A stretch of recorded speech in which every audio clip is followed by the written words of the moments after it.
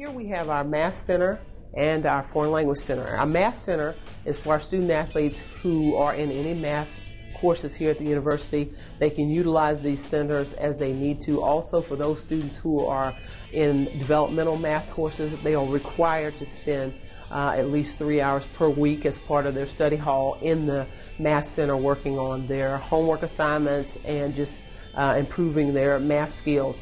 We also have staff in here as well that can help students who want to just take some time to study and brush up on their math skills so that they can maybe take placement exams so that they can improve their placement test results. So they can also study in here. The person who coordinates our Math Center also teaches math here at OU as well.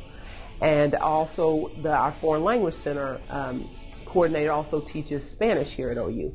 And the Foreign Language Center, of course, also is for our student athletes who are in any of the foreign languages. There's consultants that work in there as well with our student athletes. The center also will assist student athletes if they want to do listening labs that as part of their class. They can also come and listen in our center as well as on main campus.